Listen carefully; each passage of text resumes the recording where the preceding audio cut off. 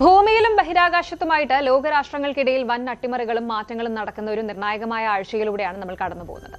ഒരു വശത്ത് ചെങ്കടലിലും മിഡിൽ ഈസ്റ്റിലും യുഎസും ഇറാനും തമ്മിൽ അതിശക്തമായ ഒരു പവർ ഗെയിം നടക്കുമ്പോൾ മറുവശത്ത് സിറിയൻ തടങ്കൽ പാളയങ്ങളിൽ നിന്ന് ഐസിസ് വധുക്കളെ തിരികെ സ്വന്തം നാട്ടിലെത്തിക്കാൻ ഓസ്ട്രേലിയ അതീവ രഹസ്യ ദൌത്യങ്ങളിലാണ്. ഇതിനിടയിലാണ് ഇസ്രായേലിനെ അംഗീകരിക്കാൻ സൗദിക്കും ഖത്തറിനും മേൽ ട്രംപ് കടുത്ത നയതന്ത്ര സമ്മർദ്ദം ചെലുത്തുന്നതും പാക് പ്രധാനമന്ത്രിയെ അവഗണിച്ച് അവിടുത്തെ ആർമി ചീഫിനെ ഫീൽഡ് മാർഷൽ എന്ന് വിളിച്ച് പാകിസ്ഥാൻ രാഷ്ട്രീയത്തെ ഉലച്ചു കളഞ്ഞതും. എന്നാൽ ഭൂമിയിൽ ഇങ്ങനെ യുദ്ധത്തിന്റെയും അതുപോലെ നയതന്ത്ര ചൂതാട്ടങ്ങളുടെയും പുക ഉയരുമ്പോൾ അതൊന്നും തങ്ങളെ ബാധിക്കില്ല എന്ന മട്ടിൽ ചൈന തങ്ങളുടെ ജെൻസോ 23 ദൌത്യത്തിലൂടെ ബഹിരാകാശത്ത് പുതിയ ചരിത്രങ്ങൾ തിരുത്തിക്കുറിച്ചുകൊണ്ടിരിക്കുകയാണ്. ലോക ഭൂപടത്തെ മാറ്റിമറിക്കുന്ന ഈ വിഷയങ്ങളാണ് നമ്മൾ ഇന്ന് നോക്കുന്നത്. Welcome to Luca. മിഡിൽ ഈസ്റ്റിൽ വീണ്ടും യുദ്ധകാഹളം മുഴങ്ങുകയാണ്. ഒരു വശത്ത് ദോഹയിലും ഖത്തറിലും വെച്ച് യുദ്ധം അവസാനിപ്പിക്കാനുള്ള അതീവ രഹസ്യമായ സമാധാന ചർച്ചകൾ നടക്കുന്നു. എന്നാൽ മറുവശത്ത് ഇറാന്റെ മണ്ണിൽ അമേരിക്കൻ സൈന്യം നേരിട്ട് ബോംബ് വർഷം നടത്തിയിരിക്കുകയാണ്. അതും ഇറാന്റെ തട്ടകമായ സ്ട്രെയ്റ്റ് ഓഫ് ഹോർമുസിന് തൊട്ടടുത്ത്. ഇപ്പോൾ നടക്കുന്നത് വെറും ഒരു ഈഗോ വാറല്ല, മറിച്ച് വൻ ശക്തികൾ തമ്മിലുള്ള നേരിട്ടുള്ള ഏറ്റുമുട്ടലിലേക്ക് കാര്യങ്ങൾ നീങ്ങുകയാണ്. തങ്ങളെ തൊട്ടാൽ വിവരമറിയുമെന്ന് അമേരിക്ക വീണ്ടും തെളിയിച്ചിരിക്കുകയാണ്. ഇറാന്റെ പിന്തുണയോടെ പ്രവർത്തിക്കുന്ന ഹൂതി വിമതരുടെ മിസൈൽ കേന്ദ്രങ്ങൾക്കും ബോട്ടുകൾക്കും നേരെ യുണൈറ്റഡ് സ്റ്റേറ്റ്സ് മാരകമായ സെൽഫ് ഡിഫൻസ് സ്ട്രൈക്സ് നടത്തിയിരിക്കുന്നു. എന്താണ് യഥാർത്ഥത്തിൽ സംഭവിച്ചത്? വൻ ശക്തികൾ തമ്മിലുള്ള ഈ പോരാട്ടം ലോകത്തെ എങ്ങോട്ടേക്കാണ് എത്തിക്കുന്നത്? വിശദമായിട്ട് പരിശോധിക്കാം. കാര്യങ്ങൾ കൈവിട്ടുപോയത് വളരെ പെട്ടെന്നാണ്. US central command US CENTCOM നൽകുന്ന ഔദ്യോഗിക വിവരങ്ങൾ പ്രകാരം യമനിലെ ഹൂതി നിയന്ത്രണത്തിലുള്ള പ്രദേശങ്ങളിൽ അമേരിക്കൻ സൈന്യം അതിശക്തമായ മിസൈൽ ആക്രമണങ്ങൾ നടത്തി. കൃത്യമായി പറഞ്ഞാൽ ദക്ഷിണ ഇറാനിലെ തന്ത്രപ്രധാനമായ സൈനിക താവളങ്ങൾക്ക് നേരെയാണ് US നേവിയും എയർഫോഴ്സും ചേർന്ന് മാരകമായ സെൽഫ് ഡിഫൻസ് സ്ട്രൈക്സ് നടത്തിയത്. ഇറാനിലെ പ്രശസ്തമായ തുറമുഖ നഗരമായ ബന്ദർ അബ്ബാസ് കൂടാതെ സിറിക്, ജാസ്ക് എന്നീ തീരപ്രദേശങ്ങളിൽ വൻ സ്ഫോടനങ്ങൾ നടന്നതായിട്ട് അന്താരാഷ്ട്ര മാധ്യമങ്ങൾ റിപ്പോർട്ട് ചെയ്യുന്നുണ്ട്. വെറുതെ ഒരു രസത്തിന് പോയിട്ട് അടിച്ചതല്ല. ചെങ്കടലിലൂടെ പോകുന്ന അന്താരാഷ്ട്ര കപ്പലുകൾക്ക് നേരെയും US നേവിയുടെ കപ്പലുകൾക്ക് നേരെയും തൊടുക്കാൻ റെഡിയാക്കി നിർത്തിയിരുന്ന ആന്റി ഷിപ്പ് ക്രൂയിസ് മിസൈലുകൾ ലക്ഷ്യമിട്ടായിരുന്നു ഈ റൗണ്ട് ആക്രമണം നടന്നത്. ഹോർമസ് കടലിടുക്കിലൂടെ പോകുന്ന US യുദ്ധക്കപ്പലുകളെ ലക്ഷ്യമിട്ട് ഇറാന്റെ സ്പീഡ് ബോട്ടുകൾ കടലിൽ മൈനുകൾ നിക്ഷേപിക്കാൻ ശ്രമിച്ചു. ഇതോടൊപ്പം US യുദ്ധവിമാനങ്ങൾക്ക് നേരെ ഇറാന്റെ ഉപരിതല വ്യോമ മിസൈൽ കേന്ദ്രങ്ങൾ ലോക്ക് ചെയ്യപ്പെടുകയും ചെയ്തു. ഇതിന് തൊട്ടു പിന്നാലെയാണ് തങ്ങളുടെ സൈന്യത്തെ രക്ഷിക്കാൻ സെൻകോം മിന്നലാക്രമണം നടത്തിയത്. ഹൂതികളുടെ അണ്ടർഗ്രൗണ്ട് വെപ്പൺ സ്റ്റോറേജ് ഫെസിലിറ്റികൾ, മിസൈൽ ഡിപ്പോകൾ കൂടാതെ സ്ഫോടക വസ്തുക്കൾ നിറച്ച ഡ്രോൺ ബോട്ടുകൾ എന്നിവയെല്ലാം US ആർമി തവിട് പൊടിയാക്കി. ഇവിടെ ശ്രദ്ധിക്കേണ്ട ഒരു മെയിൻ പോയിന്റ് ഉണ്ട്. അമേരിക്ക ഇതിനെ വിളിക്കുന്നത് സെൽഫ് ഡിഫൻസ് സ്ട്രൈക്സ് എന്നാണ്, അതായത് സ്വയം രക്ഷാർത്ഥം നടത്തിയ ആക്രമണം എന്നാണ്. കാരണം കഴിഞ്ഞ കുറച്ചു കാലമായിട്ട് ഈ റൂട്ടിലൂടെ പോകുന്ന എല്ലാ കമേഴ്ഷ്യൽ കപ്പലുകളെയും ഹൂതികൾ ടാർഗറ്റ് ചെയ്യുന്നുണ്ടായിരുന്നു. ഫലസ്തീനിലെ ജനങ്ങൾക്ക് പിന്തുണ പ്രഖ്യാപിച്ചാണ് തങ്ങൾ കപ്പലുകൾ ആക്രമിക്കുന്നത് എന്നാണ് ഹൂതികളുടെ വാദം. എന്നാൽ ഇത് ആഗോള വ്യാപാരത്തെ മൊത്തത്തിൽ ബാധിച്ചതോടെയാണ് USഉം UKയും സഖ്യകക്ഷികളും ചേർന്ന് ഓപ്പറേഷൻ പ്രോസ്പെരിറ്റി ഗാർഡിയൻ വഴി തിരിച്ചടിക്കാൻ തുടങ്ങിയത്. നിങ്ങൾ ഞങ്ങളെ ആക്രമിക്കാൻ മിസൈൽ റെഡിയാക്കിയാൽ അത് വിടുന്നതിന് മുൻപ് ഞങ്ങൾ വന്ന് തകർക്കും. ഇതാണ് US പോളിസി. ഇനി നമുക്കിതിന്റെ ഏറ്റവും പുതിയ അപ്ഡേറ്റുകളിലേക്ക് വരാം. ഈ കഴിഞ്ഞ വർഷങ്ങളിലായിട്ട് USഉം ഹൂതികളും തമ്മിൽ പലതവണ വെടിനിർത്തലുകളും ചർച്ചകളും ഒക്കെ നടന്നിരുന്നു. എങ്കിലും മിഡിൽ ഈസ്റ്റിലെ സമാധാനം ഇപ്പോഴും ഒരു നൂൽപാലത്തിലാണ് എന്ന് വേണം പറയാൻ.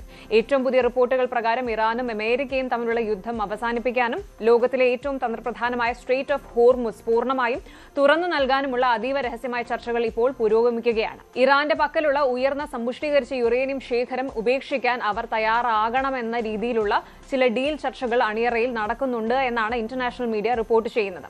എങ്കിലും ഡൊണാൾഡ് ട്രംപിന്റെ ഭരണത്തിന് കീഴിൽ എപ്പോൾ വേണമെങ്കിലും കാര്യങ്ങൾ മാറിമറിയാമെന്ന അവസ്ഥയാണ്. ഇവിടെ ഒരു ട്വിസ്റ്റ് കൂടിയുണ്ട്. കഴിഞ്ഞ ഏപ്രിൽ 8 മുതൽ USഉം ഇറാനും തമ്മിൽ ഒരു താൽക്കാലിക വെടിനിർത്തൽ നിലവിലുണ്ട്. യുദ്ധം പൂർണ്ണമായിട്ട് അവസാനിപ്പിക്കാൻ ഇറാന്റെ ചർച്ചാ സംഘം ദോഹയിൽ എത്തിയ അതേ ദിവസമാണ് ഈ ആക്രമണവും നടന്നിരിക്കുന്നത്. US വക്താവ് ക്യാപ്റ്റൻ ടിം ഹോക്കിൻസ് പറയുന്നത്, ഞങ്ങൾ പരമാവധി സംയമനം പാലിക്കുന്നുണ്ട്, പക്ഷേ ഞങ്ങളുടെ സൈന്യത്തിന് നേരെ ഭീഷണി ഉണ്ടായാൽ വെറുതെ ഇരിക്കില്ല എന്നാണ്. എന്നാൽ ഇതിന് പിന്നിൽ മറ്റൊരു വലിയ രാഷ്ട്രീയ കളി കൂടിയുണ്ട്. അമേരിക്കൻ പ്രസിഡന്റ് ഡൊണാൾഡ് ട്രംപ് ഇറാന് മുന്നിൽ ഒരു കടുത്ത നിബന്ധന വെച്ചിരിക്കുകയാണ്. ഇറാന്റെ പക്കലുള്ള ഉയർന്ന സമ്പുഷ്ട യുറേനിയം ഒന്നുകിൽ അമേരിക്കയ്ക്ക് കൈമാറണം, അല്ലെങ്കിൽ അന്താരാഷ്ട്ര ആണവോർജ്ജ ഏജൻസിയുടെ സാന്നിധ്യത്തിൽ അത് നശിപ്പിച്ചു കളയണം.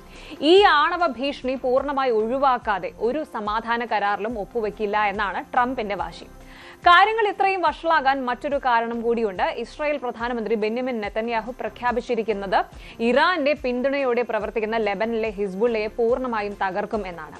ഈ സമാധാന കരാറിൽ ലെബനനെയും ഉൾപ്പെടുത്തണമെന്നാണ് ഇറാൻ ആവശ്യപ്പെടുന്നത്. എന്നാൽ അതിനെ ഇസ്രായേൽ ശക്തമായി എതിർക്കുന്നുണ്ട്.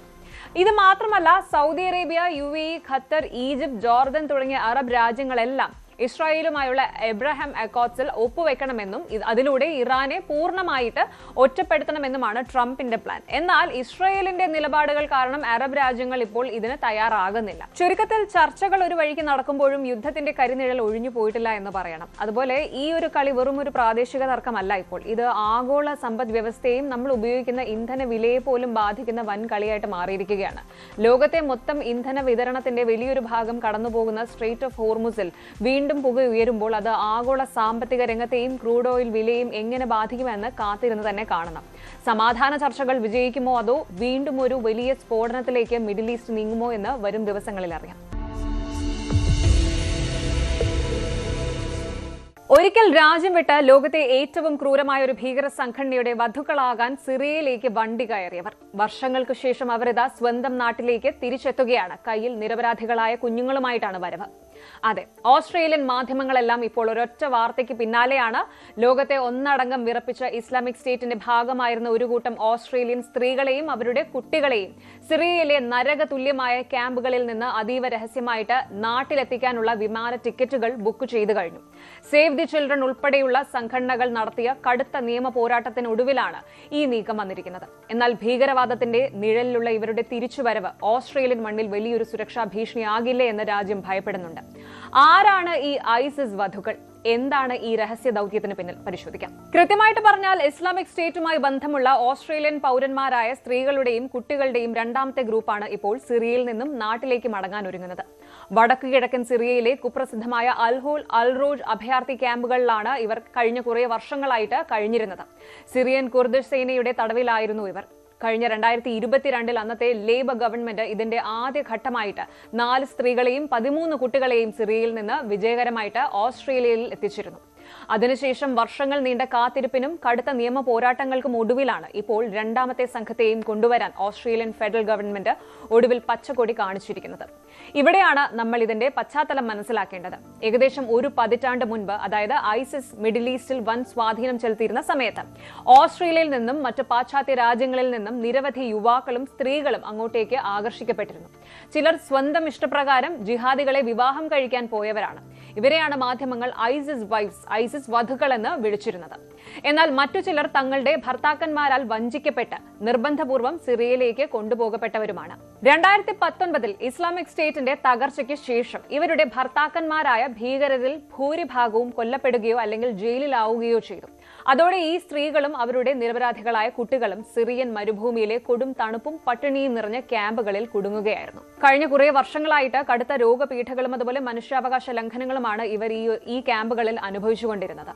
ഈ സ്ത്രീകളെ തിരികെ കൊണ്ടുവരുന്നതിന് പിന്നിൽ ഓസ്ട്രേലിയയിലെ മനുഷ്യാവകാശ സംഘടനകളുടെയും ഇവരുടെ ബന്ധുക്കളുടെയും കടുത്ത സമ്മർദ്ദമുണ്ട്. സേവ് ദ ചിൽഡ്രൻ പോലെയുള്ള അന്താരാഷ്ട്ര സംഘടനകൾ ഓസ്ട്രേലിയൻ ഫെഡറൽ കോടതിയിൽ ഒരു വലിയ നിയമ പോരാട്ടം തന്നെ നടത്തിയിരുന്നു.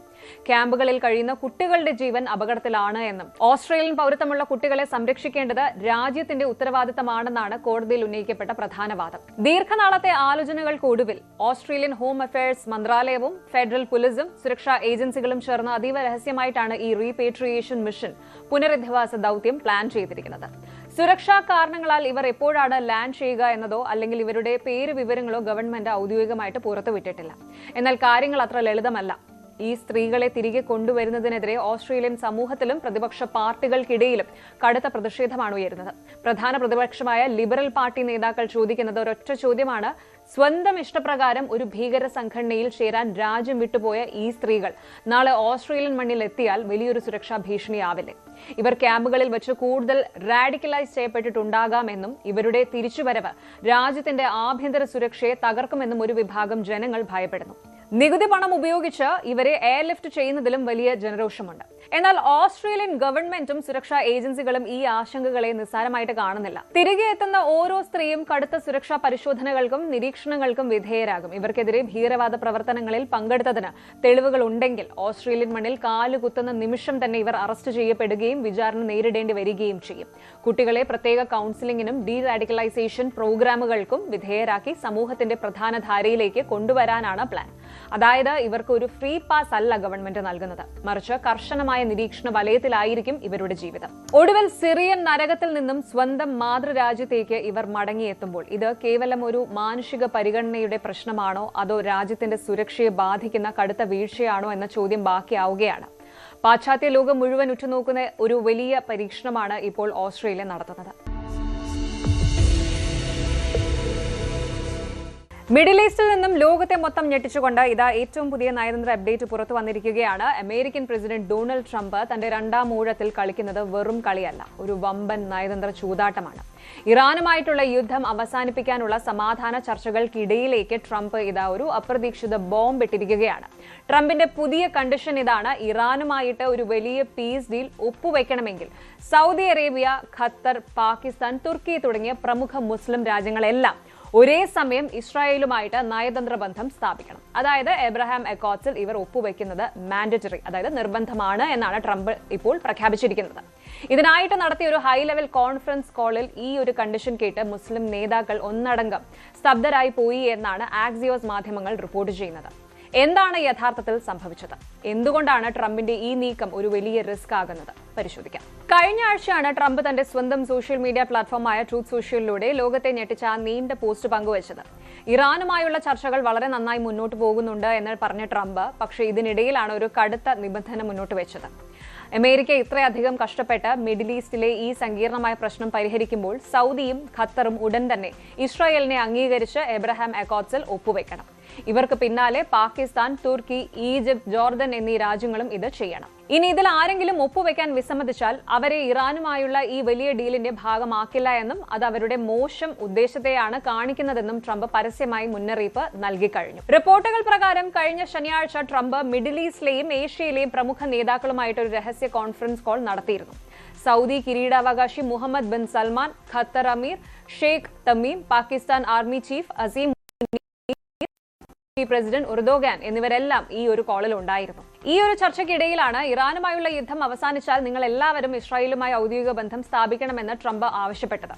ഈ ഡിമാൻഡ് കേട്ട ഉടനെ ആ ലൈനിൽ ഉണ്ടായത് ഒരു പിൻ ഡ്രോപ്പ് സൈലൻസ് അഥവാ കടുത്ത നിശബ്ദതയായിരുന്നു. ഇസ്രായേലിനെ ഇതുവരെ അംഗീകരിക്കാത്ത സൗദിയും പാകിസ്ഥാനും ഖത്തറും എന്ത് പറയണമെന്നറിയാതെ നിശബ്ദരായപ്പോൾ ട്രംപ് തമാശയായി ചോദിച്ചത്രേ, നിങ്ങൾ എല്ലാവരും അവിടെ തന്നെയുണ്ടോ എന്ന്. സൗദി അറേബ്യയും ഖത്തറിനെയും സംബന്ധിച്ച് ഇതൊരു സാധാരണ തീരുമാനമല്ല. പലസ്തീൻ പ്രശ്നത്തിന് ശാശ്വതമായ പരിഹാരം കാണാതെ അല്ലെങ്കിൽ ഒരു 2 സ്റ്റേറ്റ് സൊല്യൂഷൻ യാഥാർത്ഥ്യമാകാതെ ഇസ്രായേലുമായിട്ട് ഒരു തരത്തിലുള്ള ഒത്തുതീർപ്പിനുമില്ല എന്നാണ് സൗദിയുടെ കാലങ്ങളായിട്ടുള്ള ഔദ്യോഗിക നിലപാട്. അത് മാത്രമല്ല, ഇപ്പോൾ ഗാസയിലും ലെബനനിലും ഇറാനിലും കടുത്ത സംഘർഷങ്ങൾ നിലനിൽക്കുന്ന ഈ ഒരു സമയത്ത് ഇസ്രായേലുമായിട്ട് കൈകോർത്താൽ അത് അറബ് ലോകത്ത് വലിയ ജനരോഷത്തിന് കാരണമാകും. അതുകൊണ്ട് തന്നെ ട്രംപിന്റെ ഈ ഭീഷണിക്ക് മുന്നിൽ പെട്ടെന്ന് തലകുനിക്കാൻ സൗദിക്കും ഖത്തറിനും കഴിയില്ല. ഇത് ട്രംപിന്റെ ഭാഗത്തു നിന്നുള്ള കടുത്ത പ്രഷർ ടാക്ടിക്സ് ആണ്. എന്നാൽ ഇതിൽ ഏറ്റവും കൂടുതൽ കുടുങ്ങിയിരിക്കുന്നത് നമ്മുടെ അയൽരാജ്യമായ പാകിസ്ഥാനാണ്. ചില റിപ്പോർട്ടുകൾ പ്രകാരം പാകിസ്ഥാന്റെ ചരിത്രത്തിലെ തന്നെ ഏറ്റവും വലിയ അസ്തിത്വ പ്രതിസന്ധിയിലൂടെയാണ് അവർ കടന്നുപോകുന്നത്. പലസ്തീൻ വിഷയം പാക് ജനതയ്ക്ക് വൈകാരികമായ ഒന്നാണ്. ഇസ്രായേലിനെ സയനിസ്റ്റ് ശത്രുവായിട്ട് കാണുന്ന പാകിസ്ഥാനിൽ ഭരണകൂടം ഇസ്രായേലിനെ അംഗീകരിക്കാൻ എന്തെങ്കിലും നീക്കം നടത്തിയാൽ രാജ്യം കത്തുമെന്ന കാര്യം ഉറപ്പാണ്. ജയിലിൽ കിടക്കുന്ന മുൻ പ്രധാനമന്ത്രി ഇമ്രാൻഖാന്റെ പാർട്ടി ഈ വിഷയത്തിൽ നിലവിലെ ഷെഹബാസ് ഷെരീഫ് ഗവൺമെന്റിനെതിരെ ജനങ്ങളെ തെരുവിലിറക്കും. ഇത് മാത്രമല്ല, കാശ്മീർ പ്രശ്നത്തെ പലസ്തീനുമായി ഉപമിക്കുന്ന പാകിസ്ഥാൻ ഇസ്രായേലിനെ അംഗീകരിച്ചാൽ അത് കാശ്മീർ വിഷയത്തിലുള്ള അവരുടെ നിലപാടിനെ തന്നെ ദുർബലപ്പെടുത്തും. പക്ഷേ ഗൾഫ് രാജ്യങ്ങളുടെ സാമ്പത്തിക സഹായം കൊണ്ട് മാത്രം ജീവിക്കുന്ന പാകിസ്ഥാന് ട്രംപിനെയും സൗദിയെയും പിണക്കാനും കഴിയില്ല. ട്രംപിന്റെ ഈ കളിക്ക് പിന്നിൽ അമേരിക്കൻ സെനറ്റിലെ പ്രമുഖരുമുണ്ട്. റിപ്പബ്ലിക്കൻ സെനറ്റർ ലിൻസെ ഗ്രാം സൗദിക്കും പാകിസ്ഥാനും കടുത്ത മുന്നറിയിപ്പ് നൽകി കഴിഞ്ഞു. ട്രംപ് പറയുന്ന ഈ വഴിക്ക് നിങ്ങൾ വന്നില്ലെങ്കിൽ അമേരിക്കയുമായുള്ള നിങ്ങളുടെ ഭാവി ബന്ധത്തെ അത് ദോഷകരമായി ബാധിക്കും. എന്നാൽ ഇതിലൊക്കെ ഉപരിയായി ട്രംപ് മറ്റൊരു സർപ്രൈസ് കൂടി വെച്ചിട്ടുണ്ട്. ഒടുവിൽ ഇറാൻ പോലും ഈ ഒരു എബ്രഹാം അക്കോർഡ്സിന്റെ ഭാഗമായേക്കാം എന്നാണ് ട്രംപ് സൂചിപ്പിക്കുന്നത്. മിഡിൽ ഈസ്റ്റിൽ കഴിഞ്ഞ 5000 വർഷത്തിനിടയിൽ ഉണ്ടാകാത്ത ഒരു സമാധാനം കൊണ്ടുവരാൻ ഈ ഒരൊറ്റ രേഖയ്ക്ക് സാധിക്കുമെന്നാണ് ട്രംപിന്റെ വാദം. ഏബ്രഹാം അക്കോർഡ്സ് അല്ലെങ്കിൽ ഏബ്രഹാം ഉടമ്പടികൾ എന്നത് ഇസ്രായേലും അറബ് മുസ്ലിം രാജ്യങ്ങളും തമ്മിലുള്ള നയതന്ത്ര ബന്ധങ്ങൾ സാധാരണ നിലയിലാക്കുന്നതിനായിട്ട് ഒപ്പുവെച്ച ചരിത്രപരമായ കരാറുകളാണ്. 2020 സെപ്റ്റംബറിൽ അമേരിക്കയുടെ അന്നത്തെ ഡൊണാൾഡ് ട്രംപ് ഭരണകൂടത്തിന്റെ മധ്യസ്ഥതയിലാണ് ഈ ഉടമ്പടി നിലവിൽ വന്നത്. യഹൂദ മതത്തിന്റെയും അതുപോലെ ഇസ്ലാം മതത്തിന്റെയും പൊതുപിതാവായി കണക്കാക്കപ്പെടുന്ന ഇബ്രാഹിം നബി എന്ന പേരിൽ നിന്നാണ് ഈ കരാറിന് ഏബ്രഹാം അക്കോർഡ്സ് എന്ന പേര് നൽകിയത്. മിഡിൽ ഈസ്റ്റിൽ ഇറാന്റെ വർദ്ധിച്ചുവരുന്ന സ്വാധീനത്തെ പ്രതിരോധിക്കുക, ഒപ്പം മേഖലയിൽ സാമ്പത്തിക സുരക്ഷാ സ്ഥിരത കൊണ്ടുവരിക എന്നതായിരുന്നു ഇതിന്റെ പ്രധാന ലക്ഷ്യം. 2020 യുണൈറ്റഡ് അറബ് എമിറേറ്റ്സ്, ബഹ്റൈൻ എന്നീ രാജ്യങ്ങളാണ് ഇസ്രായേലുമായിട്ട് ആദ്യം ഈ കരാറിൽ ഒപ്പുവെച്ചത്. പിന്നീട് മൊറോക്കോ, സുഡാൻ എന്നീ രാജ്യങ്ങളും ഇതിന്റെ ഭാഗമായി. ഈ കരാറിലൂടെ ദശാബ്ദങ്ങളായി നിലനിന്നിരുന്ന ശത്രുത അവസാനിപ്പിച്ച് ഇസ്രായേലുമായിട്ട് നേരിട്ടുള്ള വിമാന സർവീസുകൾ, എംബസികൾ, വ്യാപാരം, സുരക്ഷാ സഹകരണം, വിനോദസഞ്ചാരം എന്നിവ ഈ രാജ്യങ്ങൾ ആരംഭിച്ചു. ചുരുക്കത്തിൽ പറഞ്ഞാൽ ട്രംപ് മുന്നോട്ട് വെച്ചിരിക്കുന്നത് ഒന്നെങ്കിൽ മഹാവിജയം അല്ലെങ്കിൽ വലിയൊരു ദുരന്തം എന്ന നയമാണ്. ഈ മുസ്ലിം രാജ്യങ്ങൾ ഇസ്രായേലിനെ അംഗീകരിക്കുമോ അതോ ട്രംപിന്റെ ഈ കടുംപിടുത്തം കാരണം ഇറാനുമായിട്ടുള്ള സമാധാന ചർച്ചകൾ പോലും പാതി വഴിയിൽ തകരുമോ എന്ന് വരും ദിവസങ്ങളിൽ അറിയാം. ബഹിരാകാശ പന്തയത്തിൽ അമേരിക്കയെ വെല്ലുവിളിച്ചുകൊണ്ട് ചൈന ഇതാ വീണ്ടും ഒരു ചരിത്രപരമായ നേട്ടം സ്വന്തമാക്കിയിരിക്കുന്നു. കഴിഞ്ഞ ഞായറാഴ്ച രാത്രി മെയ് 24, 2026 ചൈനയുടെ വടക്കു പടിഞ്ഞാറൻ മരുഭൂമിയിലുള്ള ജീഗ്വാൻ സാറ്റലൈറ്റ് ലോഞ്ച് സെന്ററിൽ നിന്നും ഒരു ഭീമൻ റോക്കറ്റ് കുതിച്ചുയർന്നു.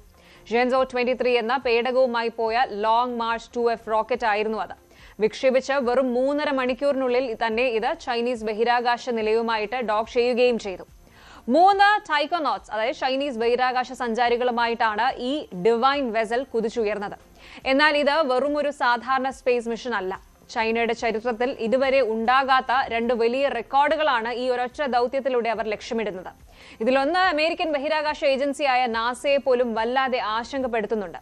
എന്താണ് ഈ ദൗത്യത്തിന്റെ പ്രത്യേകത? ചൈനയുടെ ആ രഹസ്യ പ്ലാൻ എന്താണ്? നമുക്ക് വിശദമായിട്ട് പരിശോധിക്കാം. ലോഞ്ച് ചെയ്ത കൃത്യം 3.5 മണിക്കൂറിനുള്ളിൽ തന്നെ ഷെൻസോ 23 പേടകം ചൈനയുടെ സ്വന്തം ബഹിരാകാശ നിലയമായ തിയാങ്ങോങ്ങുമായി വിജയകരമായി ഡോക്ക് ചെയ്തു കഴിഞ്ഞു. തിയാങ്ങോങ് എന്ന വാക്കിനർത്ഥം ഹെവൻലി പാലസ് എന്നാണ്.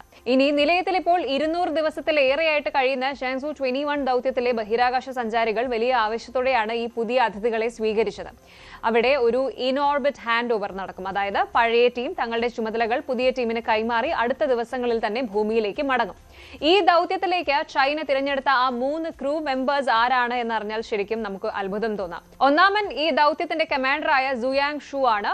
രണ്ടാമൻ ചൈനീസ് എയർഫോഴ്സിലെ മിടുക്കനായ പൈലറ്റ് ഷാങ് ഷിയുവാൻ ആണ്. എന്നാൽ ഇവരെയൊക്കെക്കാൾ ഇപ്പോൾ മാധ്യമങ്ങളിൽ നിറഞ്ഞു നിൽക്കുന്നത് മൂന്നാമത്തെ ആളാണ്. ഒരു സർപ്രൈസ് എൻട്രിയാണത്. മറ്റാരുമല്ല, ലായ് കായിങ് എന്ന ഒരു വനിതയാണിത്. ഹോങ്കോങ് പോലീസിലെ മുൻ ഉദ്യോഗസ്ഥയും കമ്പ്യൂട്ടർ ഫോറൻസിക്കിൽ ഡോക്ടറേറ്റുമുള്ള ലായ് കായിങ് ബഹിരാകാശത്തേക്ക് പറക്കുന്ന ചരിത്രത്തിലെ ആദ്യത്തെ ഹോങ്കോങ് സ്വദേശിനിയാണ്. അതുകൊണ്ട് തന്നെ ചൈനീസ് മാധ്യമങ്ങളിൽ ഇപ്പോൾ ഈ താരം തന്നെയാണ് മെയിൻ ഹീറോ. ചൈനയുടെ പ്രധാന നഗരങ്ങൾക്ക് പുറത്തുള്ള പ്രതിഭകളെയും ബഹിരാകാശ രംഗത്തേക്ക് കൊണ്ടുവരുന്നതിന്റെ ഭാഗമായിട്ടാണ് ഈ വിപ്ലവാത്മകമായ സെലക്ഷൻ നടന്നിരിക്കുന്നത്. ഇനി നമുക്ക് ഈ ദൗത്യത്തിന്റെ ഏറ്റവും ഞെട്ടിക്കുന്ന സവിശേഷതയിലേക്ക് വരാം. സാധാരണയായി ചൈനീസ് സഞ്ചാരികൾ 6 മാസത്തെ ഷിഫ്റ്റുകളിലാണ് ബഹിരാകാശ നിലയത്ത് കഴിയാറുള്ളത്. എന്നാൽ ഈ 3 പേരിൽ ഒരാൾ തുടർച്ചയായി 1 വർഷം തിയാങ്ങോങ് നിലയത്തിൽ തങ്ങാൻ പോവുകയാണ്. ചൈനയുടെ ചരിത്രത്തിലെ ഏറ്റവും ദൈർഘ്യമേറിയ സിംഗിൾ സ്പേസ് സ്റ്റേ ആയിരിക്കും ഇത്. എന്തിനാണ് ഈ കടുത്ത പരീക്ഷണം എന്ന് ചോദിച്ചാൽ, ദീർഘകാലം ബഹിരാകാശത്തെ മൈക്രോഗ്രാവിറ്റിയിൽ കഴിയുമ്പോൾ മനുഷ്യ ശരീരത്തിന് എന്ത് മാറ്റങ്ങളാണ് ഉണ്ടാകുന്നത്, പെർഫോമൻസ് ലിമിറ്റുകൾ എന്തൊക്കെയാണ് എന്ന് പഠിക്കാനാണ്. കാരണം ചൈനയുടെ ലക്ഷ്യം വെറും ഒരു സ്പേസ് സ്റ്റേഷൻ മാത്രമല്ല. അതെ, ചൈനയുടെ യഥാർത്ഥ കണ്ണ് ചന്ദ്രനിലാണ്. 2030 ചന്ദ്രനിൽ മനുഷ്യനെ ഇറക്കാനുള്ള തങ്ങളുടെ മെഗാ പ്രൊജക്ടിന്റെ മുന്നോടിയായിട്ടുള്ള ട്രെയിനിങ് കൂടിയാണ് ഈ ഒരു 1 ഇയർ മിഷൻ എന്ന് പറയുന്നത്. ഇതിനായിട്ട് ന്യൂ ജനറേഷൻ പേടകമായ മെങ്ഷൌ വികസിപ്പിച്ചു കഴിഞ്ഞു. ഈ 2026 തന്നെ അതിന്റെ ഓർബിറ്റൽ ടെസ്റ്റ് ഫ്ലൈറ്റ് നടക്കും. ഭാവിയിൽ ചന്ദ്രനിലേക്ക് സഞ്ചാരികളെ കൊണ്ടുപോകാൻ ഉപയോഗിക്കുന്നത് ഇതായിരിക്കും. ഇത് നാസയ്ക്ക് വലിയൊരു പ്രഷർ ഉണ്ടാക്കുന്നുണ്ട്. നാസ തങ്ങളുടെ ആർടെമിസ് ദൗത്യത്തിലൂടെ 2028 ചന്ദ്രനിൽ മനുഷ്യനെ ഇറക്കാൻ ശ്രമിക്കുമ്പോൾ തൊട്ടു പിന്നാലെ 2030 ചൈനയും എത്തും. 2035 റഷ്യയുമായി ചേർന്ന് ചന്ദ്രനിൽ ഒരു സ്ഥിരം സൈനിക ശാസ്ത്ര താവളം, ഇന്റർനാഷണൽ ലൂണാർ റിസർച്ച് സ്റ്റേഷൻ പണിയാനും ചൈനയ്ക്ക് പ്ലാൻ ഉണ്ട്. ഓർമ്മയില്ലേ, കഴിഞ്ഞ വർഷങ്ങളിൽ ചന്ദ്രന്റെ മറുവശത്തു നിന്നും ആദ്യമായിട്ട് മണ്ണ് വിജയകരമായി ഭൂമിയിൽ എത്തിച്ചതും ചൈനയാണ്. ഈ ദൗത്യത്തിന് മറ്റൊരു ഇന്റർനാഷണൽ ട്വിസ്റ്റ് കൂടിയുണ്ട്. ബഹിരാകാശ രംഗത്ത് ചൈന തങ്ങളുടെ സഖ്യകക്ഷികളെയും ഒപ്പം കൂട്ടുകയാണ്. ഈ വർഷം അവസാനം, അതായത് ഒക്ടോബറിലോ നവംബറിലോ നടക്കുന്ന ജെൻസോ 24 ദൗത്യത്തിൽ ഒരു പാകിസ്ഥാനി ബഹിരാകാശ സഞ്ചാരി കൂടി ചൈനീസ് നിലയത്തിലേക്ക് പറക്കും. ഇതിനായിട്ട് 2 പാകിസ്ഥാൻ സഞ്ചാരികൾക്ക് ചൈന ഇപ്പോൾ ട്രെയിനിങ് നൽകുന്നുണ്ട്. ഒരു വർഷം തിയാങ്ങോങ്ങിൽ തങ്ങുന്ന ചൈനീസ് സഞ്ചാരിക്ക് പകരമായിട്ടായിരിക്കും ഈ പാക് സഞ്ചാരി വരികയും കുറച്ചു ദിവസത്തെ താമസത്തിന് ശേഷം ഷെങ്ഷോ 23 ക്രൂവിനൊപ്പം തിരികെ ഭൂമിയിലേക്ക് മടങ്ങുകയും ചെയ്യുക. കൂടാതെ കഴിഞ്ഞ വർഷം ബഹിരാകാശ അവശിഷ്ടങ്ങൾ തട്ടി ചൈനീസ് പേടകത്തിന് ചെറിയ കേടുപാടുകൾ സംഭവിച്ചിരുന്നു. അതുകൊണ്ട് ഇത്തവണ വിക്ഷേപിച്ച ഷെങ്ഷോ 23 പേടകത്തിന്റെ ജനലുകൾക്കും പുറം ഭാഗത്തിനും കൂടുതൽ ആധുനികമായ പ്രൊട്ടക്ഷൻ നൽകിയിട്ടുണ്ട് എന്നാണ് റിപ്പോർട്ടുകൾ സൂചിപ്പിക്കുന്നത്. അന്താരാഷ്ട്ര ബഹിരാകാശ നിലയത്തിൽ നിന്നും അമേരിക്ക ചൈനയെ മാറ്റി നിർത്തിയപ്പോൾ ചൈന സ്വന്തമായിട്ടൊരു സ്വർഗീയ കൊട്ടാരം പണിത് അവിടെ വിജയക്കൊടി പാറിക്കുകയാണ്. ഹോങ്കോങ് പോലീസുകാരിയുടെ യാത്രയും ഒരു വർഷത്തെ കടുത്ത പരീക്ഷണങ്ങളും പാകിസ്ഥാന്റെ പങ്കാളിത്തവും എല്ലാം ചേർന്ന് ഈ സ്പേസ് വാർ ഇപ്പോൾ അതീവ നിർണായകമായ ഒരു ഘട്ടത്തിൽ എത്തിച്ചിരിക്കുന്നു.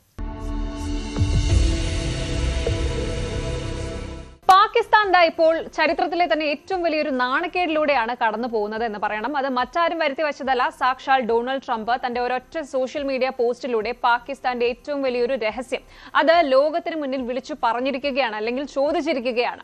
യഥാർത്ഥത്തിൽ ആരാണ് പാകിസ്ഥാൻ ഭരിക്കുന്നത്? ഇതാണ് ആ ചോദ്യം.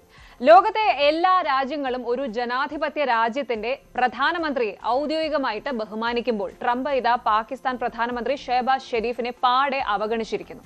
പകരം Pak army chief general Asim മുനീറിനെയാണ് ട്രംപ് രാജ്യത്തിന്റെ യഥാർത്ഥ തലവനായിട്ട് പ്രഖ്യാപിച്ചിരിക്കുന്നത്. അതും പോരാഞ്ഞിട്ട് അസീം മുനീറിനെ ട്രംപ് വിശേഷിപ്പിച്ചത് എന്താണ് എന്നറിയാമോ? ഫീൽഡ് മാർഷൽ അസീം മുനീർ എന്ന്. എന്താണ് ട്രംപിന്റെ ഈ ഒരു പുതിയ പോസ്റ്റിന് പിന്നിലെ കളി? ഷെഹബാസ് ഷെരീഫിന് ഇത് എത്രത്തോളം വലിയ തിരിച്ചടിയാണ്? നമുക്ക് വിശദമായിട്ട് നോക്കാം. മിഡിൽ ഈസ്റ്റിലെ പുതിയ സമാധാന കരാറായ ഏബ്രഹാം അക്കോർഡ്സിലേക്ക് കൂടുതൽ മുസ്ലിം രാജ്യങ്ങളെ കൊണ്ടുവരുന്നതിനെ കുറിച്ച് ട്രംപ് തന്റെ ട്രൂത്ത് സോഷ്യൽ പ്ലാറ്റ്ഫോമിൽ ഒരു നീണ്ട പോസ്റ്റ് ഇട്ടിരുന്നു. കഴിഞ്ഞ ആഴ്ച അവസാനം താൻ സംസാരിച്ച ലോക നേതാക്കളുടെ പേരെടുത്ത് പറഞ്ഞായിരുന്നു പോസ്റ്റ്. അതിൽ സൗദി കിരീടാവകാശി Mohammed bin Salman, UAE president Mohammed bin Zayed, തുർക്കി president Erdogan, Egyptian president al Sisi എന്നിവരെയെല്ലാം അവരുടെ കൃത്യമായ ഒഫീഷ്യൽ പദവികൾ ചേർത്താണ് ട്രംപ് മെൻഷൻ ചെയ്തത്. എന്നാൽ പാകിസ്ഥാന്റെ ഊഴം വന്നപ്പോൾ തിരഞ്ഞെടുക്കപ്പെട്ട പ്രധാനമന്ത്രിയായ ഷെഹബാസ് ഷെരീഫിന്റെ പേര് ലിസ്റ്റിൽ പോലുമില്ല.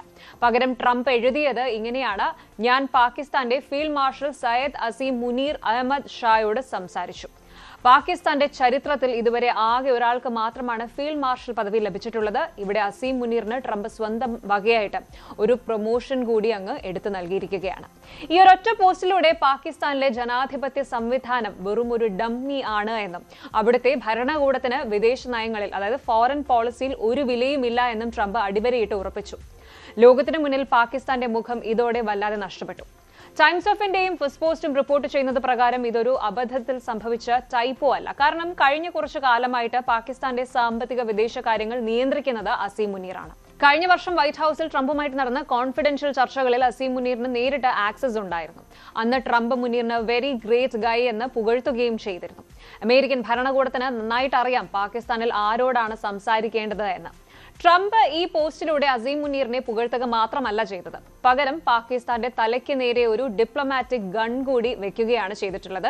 ഇറാനുമായിട്ടുള്ള സമാധാന കരാർ നടപ്പിലാക്കണമെങ്കിൽ പാകിസ്ഥാൻ ഉടൻ തന്നെ ഇസ്രായേലിനെ അംഗീകരിച്ച് ഏബ്രഹാം അക്കോർഡ്സിൽ ഒപ്പുവെക്കണമെന്നാണ് ട്രംപിന്റെ വാശി. കഴിഞ്ഞ ശനിയാഴ്ച നടന്ന ആ ഹൈ ലെവൽ കോൺഫറൻസ് കോളിൽ ട്രംപ് ഈ ഡിമാൻഡ് മുന്നോട്ട് വെച്ചപ്പോൾ അസീം മുനീർ ഉൾപ്പെടെയുള്ള നേതാക്കൾ പൂർണ്ണമായും നിശബ്ദരായിപ്പോയി. ഈ ഒരു ഡിമാൻഡ് പാകിസ്ഥാന്റെ ആഭ്യന്തര രാഷ്ട്രീയത്തിൽ ഒരു വലിയ ഭൂകമ്പം തന്നെ ഉണ്ടാക്കും. പാകിസ്ഥാന്റെ ഔദ്യോഗിക നിലപാട് പ്രകാരം പലസ്തീൻ എന്നൊരു രാജ്യം നിലവിൽ വരാതെ അവർ ഇസ്രായേലിനെ അംഗീകരിക്കില്ല. ഇപ്പോഴത്തെ വിദേശകാര്യമന്ത്രി ഇഷാഖ് ദാർ ഇത് പലതവണ ആവർത്തിച്ചിട്ടുള്ളതുമാണ്. ഇപ്പോൾ തന്നെ കടുത്ത പണപ്പെരുപ്പവും അതുപോലെ സാമ്പത്തിക പ്രതിസന്ധിയും നേരിടുന്ന പാകിസ്ഥാനിൽ ഭരണകൂടം ഇസ്രായേലുമായിട്ട് കൈകോർക്കാൻ ശ്രമിച്ചാൽ ജയിലിൽ കിടക്കുന്ന മുൻ പ്രധാനമന്ത്രി ഇമ്രാൻഖാന്റെ പാർട്ടി PTI ജനങ്ങളെ തെരുവിലിറക്കി ഈ ഗവൺമെന്റിനെ താഴെയിറക്കും. മതപരമായ വലിയൊരു ആഭ്യന്തര യുദ്ധത്തിലേക്ക് അത് പാകിസ്ഥാനെ എത്തിക്കും. എന്നാൽ മറുവശത്ത് അമേരിക്കയുടെയും സൗദിയുടെയും സാമ്പത്തിക സഹായം ഇല്ലാതെ പാകിസ്ഥാന് മുന്നോട്ട് പോകാനും കഴിയില്ല. പാകിസ്ഥാന് മറ്റൊരു തലവേദന കൂടിയുണ്ട് ഇവിടെ. അവർക്ക് ഇറാനുമായിട്ട് വലിയൊരു അതിർത്തിയുണ്ട്. ഈ മേഖലയിൽ എന്തെങ്കിലും തരത്തിലുള്ള സംഘർഷം ഉണ്ടായാൽ അത് പാകിസ്ഥാനിലേക്ക് പെട്ടെന്ന് പടരും. അതുകൊണ്ട് തന്നെ ഇറാന്റെ ശത്രുവായ ഇസ്രായേലുമായിട്ട് പാകിസ്ഥാൻ കൂട്ടുകൂടിയാൽ ഇറാൻ അതിർത്തിയിലൂടെ കടുത്ത സുരക്ഷാ ഭീഷണിയാണ് പാകിസ്ഥാൻ നേരിടേണ്ടി വരിക. ചുരുക്കത്തിൽ ട്രംപിന്റെ ഈ ഫീൽഡ് മാർഷൽ വിളി അസീം മുനീറിന് ഒരു അന്താരാഷ്ട്ര പ്രൊഫൈൽ നൽകിയെങ്കിലും രാജ്യം ഇപ്പോൾ ഒരു വലിയ കെണിയിലാണ് ചെന്നുപെട്ടിരിക്കുന്നത്. ലോകരാജ്യങ്ങൾക്ക് മുന്നിൽ തങ്ങൾക്കൊരു തിരഞ്ഞെടുക്കപ്പെട്ട ഗവൺമെന്റ് ഉണ്ടെന്ന് പാകിസ്ഥാൻ വാദിക്കുമ്പോഴും ട്രംപിനെ പോലൊരു വൻ ശക്തി നേതാവ് അവിടുത്തെ സൈനിക മേധാവിയെ മാത്രം കാര്യങ്ങൾ ഏൽപ്പിക്കുന്നത് പാക് ജനാധിപത്യത്തിന്റെ വലിയൊരു പരാജയമായിട്ടാണ് കാണിക്കുന്നത്. ട്രംപിന്റെ ഈ ഒരു ഭീഷണിക്ക് മുന്നിൽ പാകിസ്ഥാൻ ഒടുവിൽ ഇസ്രായേലിനെ അംഗീകരിക്കുമോ, അതോ ഷഹബാസ് ഷെരീഫ് ഗവൺമെന്റ് ഇതിനോട് എങ്ങനെ പ്രതികരിക്കുമെന്നുള്ളതും ഇതൊക്കെ കാത്തിരുന്ന് തന്നെ കാണണം. എന്തൊക്കെയായാലും യുദ്ധങ്ങളും കടുത്ത രാഷ്ട്രീയ തർക്കങ്ങളും നയതന്ത്ര സമ്മർദ്ദങ്ങളും ഒക്കെ ഒരു വശത്ത് പുകയുമ്പോഴും ഈ പ്രതിസന്ധികൾക്കിടയിലും ലോകം പുതിയൊരു സമാധാനത്തിനാണ് കാത്തിരിക്കുന്നത്. ചർച്ചകളിലൂടെ മിഡിൽ ഈസ്റ്റിൽ ഒരു ശാശ്വത പരിഹാരം ഉണ്ടാകുമെന്നും ബഹിരാകാശ രംഗത്തെ പുതിയ കണ്ടെത്തലുകൾ മനുഷ്യരാശിയുടെ പുരോഗതിക്ക് വരും ദിവസങ്ങളിൽ കൂടുതൽ വെളിച്ചം പകരുമെന്നും നമുക്ക് പ്രത്യാശിക്കാം. എല്ലാ ഇരുണ്ട വാർത്തകൾക്ക് ശേഷവും ഒരു നല്ല പുലരി ഉണ്ടാകുമെന്ന് പോസിറ്റീവായിട്ട് മാത്രം ചിന്തിക്കാം. Good night. കൂടുതൽ വാർത്തകൾക്ക് news 18 Keralam YouTube channel subscribe ചെയ്യുക.